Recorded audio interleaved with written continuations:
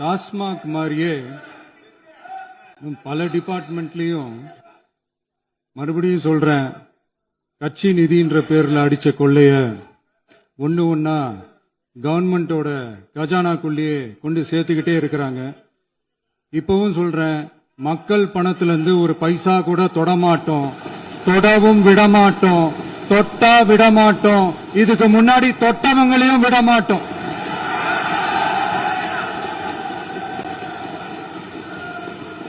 ஒவ்வொரு ஊழலாக வரும் போலயே ஒவ்வொரு வேஷமா கலைஞ்சிரும் போலயே இங்க இருக்கிற நிறைய பேரு நடுங்கி போய் இதுல நம்ம மேல அவதூறு வேற. இப்ப புதுசா ஒரு வெப்பன் ஒண்ணு கொண்டு வந்திருக்காங்க. அது என்ன தெரியுமா? அவங்க தயவால தான் நம்ம ஆட்சி நடக்குதான். மக்கள் தயவால இந்த ஆட்சி நடந்துகிட்டு இருக்கு. மனசாட்சி உள்ள சக்திகளோட ஆதரவால இந்த ஆட்சி நடந்துகிட்டு இருக்கு. நாங்க தான் அனுப்பி வச்சோம் அப்படின்றாங்களே. அனுப்பி வச்சவங்களுக்கு மினிஸ்ட்ரியில இடம் கொடுத்தா ஏன் கதறீங்க? ஏன் இவ்வளவு கோபம்? ஏன் இவ்வளவு கதறல்ஸ்? இதுல இன்னொரு முக்கியமான விஷயம், மார்க்சிஸ்ட் கம்யூனிஸ்ட் கட்சி நமக்கு ஆதரவு கொடுத்தது சுயேட்சையா எடுத்த முடிவுன்னு சொல்றாங்க. அதே மாதிரி இந்திய கம்யூனிஸ்ட் கட்சி நமக்கு ஆதரவு கொடுத்தது சுயேட்சையா எடுத்த முடிவுன்னு சொல்றாங்க. இதுல எங்க இருந்து நாங்க தான் அனுப்பி வச்சோம்னா புரியல. மக்களுக்கு நல்லா புரியும், எல்லாத்தையும் தெளிவா பார்த்துக்கிட்டு இருக்கிறாங்க.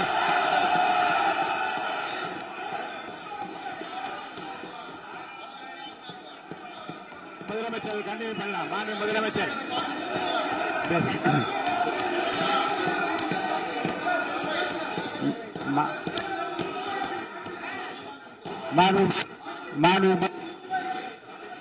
முதலமைச்சர் கண்டிப்பாக பண்ணலாம். நீ கண்டிப்பாக பண்ணலாம்.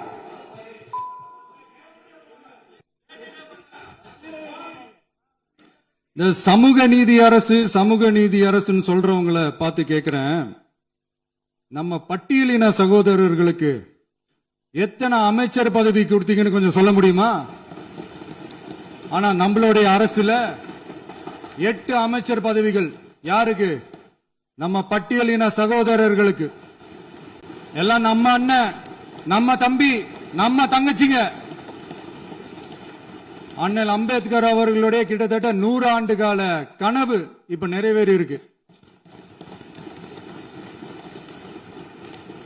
நான் ஏன் கொஞ்சம் சவுண்டா பேசுறேன் அப்படின்னா அவங்களுக்கு கேட்கணும்ன்றதுக்காக, தப்பா எடுத்துக்காது. அதே மாதிரி பெண்களோட பாதுகாவலர் நாங்க தான் அப்படின்னு சொல்லிக்கிறவங்களை கேட்கிறேன், எத்தனை பெண்களுக்கு அமைச்சர் பதவியில இடம் கொடுத்தீங்க கொஞ்சம் சொல்ல முடியுமா? எங்க அரசுல 4 சகோதரிகளுக்கு அமைச்சர் பதவி கொடுத்திருக்கிறோம்.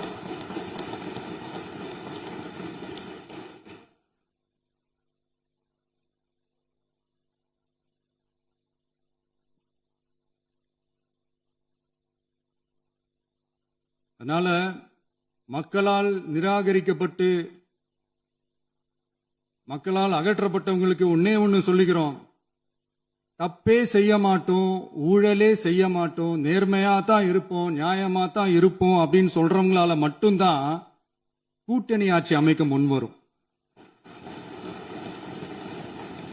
ஆட்சியிலையும் பங்கு, அதிகாரத்திலையும் பங்கு கொடுக்க முன்வரும். ஊழல்லையே ஊறி போனவங்களால இந்த கூட்டணி ஆட்சியோ ஆட்சியிலையும் பங்கு அதிகாரத்திலையும் பங்கு கொடுக்க முன்வராது.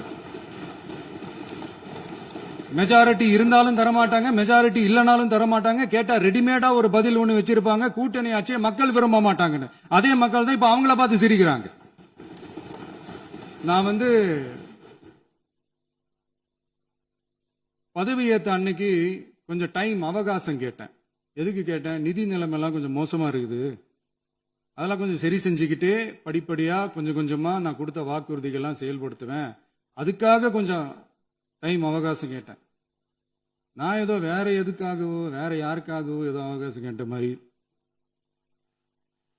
அடுத்து இங்க சபையில இல்லாதவங்களை பத்தி பேச வேண்டாம்னு நினைக்கிறேன்.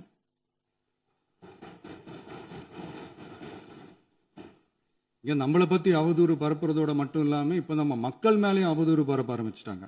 மக்கள் நமக்கு ஓட்டு போட்டது தப்பான், குடும்பம் குடும்பமா நமக்கு ஆதரிச்சது தப்பான். இது இப்ப இல்ல, நான் சொல்றது எம்ஜிஆர் அவர்கள் காலத்திலிருந்தே. அப்பவே அவர் ஜெயிச்சப்போ அதே மக்களை தப்பு தப்பா பேசுறது. மக்கள் என்ன பண்ணிட்டாங்க, எம்ஜிஆர் என்ன பண்ணிட்டாரு, எம்ஜிஆர் என்ன இது பண்ணிட்டாரு. 50 வருஷமா ஒரே டெக்னிக்கா.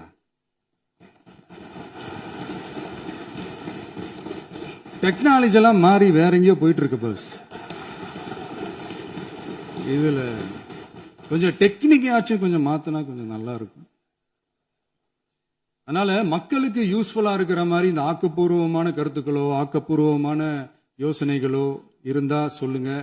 அதை நாங்க டெஃபரெண்டா எடுத்துக்கிறோம். ஆனா அதை விட்டுட்டு இந்த நக்கலு நையாண்டி சம்பந்தம் இல்லாத பேச்சு இதெல்லாம் பேசிட்டு அப்புறம் முதல்வர் பதில் சொல்லல, முதல்வருக்கு பதில் சொல்ல தெரியல அப்படின்னா அப்புறம் என்ன சோஃபா மாடல் ஆட்சியா? அது என்னன்னு புரியறதுக்கு எனக்கு ரொம்ப நாள் ஆச்சு. இந்த sofa set, table chair, teapoy, furniture பிசினஸ்லாம் வேற எங்க வெளியில போய் பண்ண சொல்லுங்க. அப்படி அந்த பிசினஸ் தான் பண்ணணும்னா நிறைய பிசினஸ் பண்ற மாதிரி வெளியில போய் பண்ண சொல்லுங்க, இங்க சட்டசபைக்குள்ள வேணாம். அதனால ஆக்கப்பூர்வமான கருத்துக்கள் இருந்தா சொல்லுங்க. டெஃபினட்டா அது சரியா இருந்தா நாங்க ஏத்துக்கிறோம். எனக்கு ஒரு குட்டி கதை ஒண்ணு ஞாபகம் வருது, சொல்லாமா? ஒரு ஊர்ல ஒரு பெரியவர் வெயில் ரொம்ப ஜாஸ்தியா இருக்குன்னு சொல்லிட்டு கண்ணுக்கு மேல கை வச்சுக்கிட்டு இப்படி சுத்தி முத்தி தேடிக்கிட்டு இருந்தாராம். அப்ப கூட இருந்த ஒரு சின்ன பையன் என்ன தேடுறீங்க அப்படின்னு கேட்டானா. அதுக்கு அந்த பெரியவர் சொன்னாரா, அது ஒண்ணு இல்ல தம்பி, உங்க அப்பா இங்கதான் இருப்பாருன்னு சொன்னாங்க, அதான் தேடிக்கிட்டு இருக்கேன். எங்க உங்க அப்பாவையா காணோம்?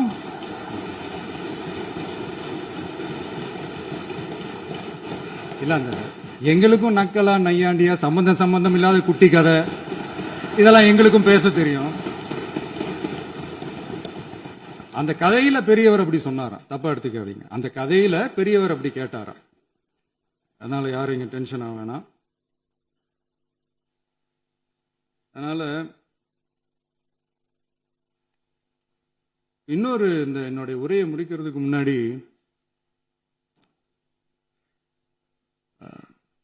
போயிட்டாங்க, பேசலாமா? உங்க கருத்துக்களை நீங்க முழுமையாக மன நிறைவோடு பேசலாம். டிவில பார்ப்போம். சரி, அதான் 5 நிமிஷம் பேசுனதுக்கே கொளத்தூரி இந்த ஆட்டம் அடிச்சு பேசுனா அப்புறம் என்ன பண்றது? கடைசியா நான் இந்த உரையை முடிக்கிறதுக்கு முன்னாடி ஒரு முக்கியமான ஒரு விஷயம் பத்தி சொல்லணும். ஆளுநர் உரை அன்னைக்கு இந்த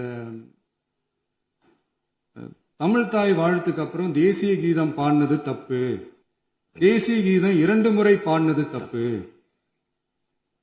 அப்படி ஒரு நிகழ்வு இதுக்கு முன்னாடி இந்த சட்டசபையில நடந்ததே கிடையாது.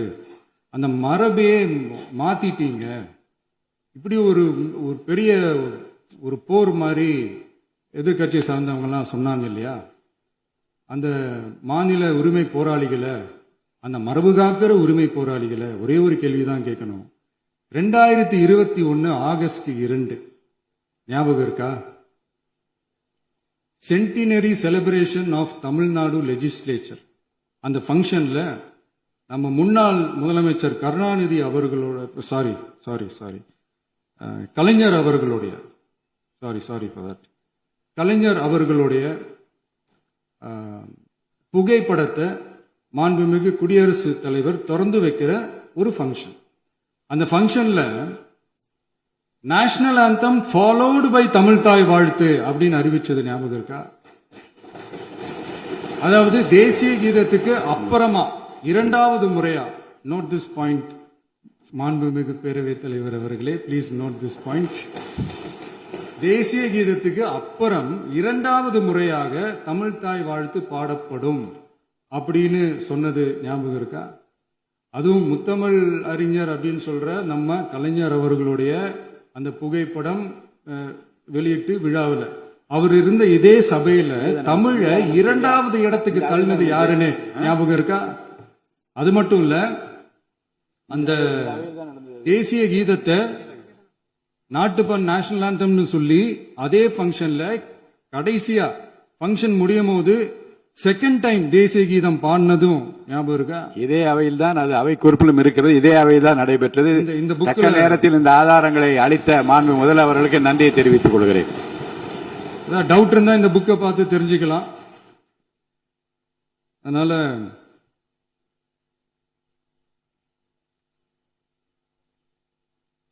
இதெல்லாம் கேட்டா என்ன சொல்லுவாங்கன்னா, அது ஜனாதிபதி கலந்துகிட்ட ஃபங்க்ஷன், அதெல்லாம் அப்படிதான், அதெல்லாம் கண்டுக்க கூடாது அப்படின்னு சொல்லுவாங்க. இதே மாதிரிதான் பேசுறது ஒண்ணு, செய்யறது ஒண்ணு, செய்யறது ஒண்ணு, பேசுறது ஒண்ணு. இதெல்லாம் மக்கள் பார்த்துக்கிட்டு இருக்காங்க. எலெக்ஷனுக்கு முன்னாடி தான் அப்படி செஞ்சுக்கிட்டு இருந்தாங்க. இப்ப எலெக்ஷனுக்கு அப்புறம் அதே தான் செய்யறாங்க. இந்த விஜயையும் சாமானியர்களின் உண்மையான சமூக நீதி அரசையும் அவமானப்படுத்துறதுக்கு தான் அவங்களோட அந்த பொலிட்டிக்கல் சீனியாரிட்டி அது பயன்படுத்துது போல. சரி, செய்யட்டும் செய்யட்டும், நல்லா செய்யட்டும். இப்போ ஆனாலும் நம்மளுடைய மாநில உரிமை, மொழி உரிமை, உத்தம உத்தரர் போல வேஷம் போடுற எதிர்கட்சிக்கு ஒன்றை மட்டும் ஆணித்தரமாக சொல்றோம். உங்களை மாதிரி தமிழ்னு சொல்லிக்கிட்டு, மொழி, பண்பாடு, கலாச்சாரம்னு சொல்லிக்கிட்டு ரெட்டை வேஷம் போடுறவங்க நாங்க கிடையாது. உலகெங்கும் வாழும் என் தமிழ் சொந்தங்களுக்கு நம்முடைய உத்தரவாதம் தமிழ் தான் எங்க உயிர் நாடி அப்படின்றத மறக்க மாட்டோம். இப்பவும் சொல்றோம், மாநில உரிமையில எப்பவும் உறுதியா இருப்போம். அதே சமயத்துல அரசியல் வேற, ஒன்றிய மாநில அரசுகளுக்கு இடையே இருக்கிற நிர்வாக அணுகுமுறை வேற. இதுல நாங்க ரொம்ப தெளிவா இருக்கிறோம்.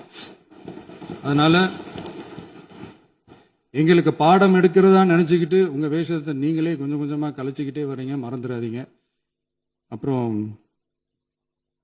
நேத்து எதிர்கட்சி தலைவர், மாண்புமிகு எதிர்கட்சி தலைவர் பேசும்போது நிறைய பேசினாங்க. அதுல ஒண்ணு மட்டும், அரசு சொல்றதா நினைச்சுக்கிட்டு நம்மள இன்டைரக்டா ஈவில் அப்படின்ற அந்த வார்த்தையை யூஸ் பண்ணாங்க. எனக்கு ஒன்னே ஒண்ணுதான் சொல்லணும்னு தோணுது, ஈவில்ஸ்னு டெவில்ஸ் பேசக்கூடாது.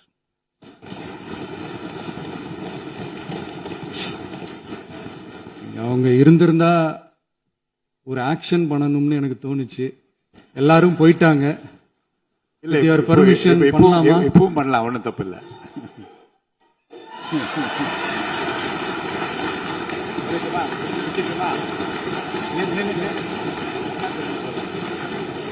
யார் சொல்லுங்க?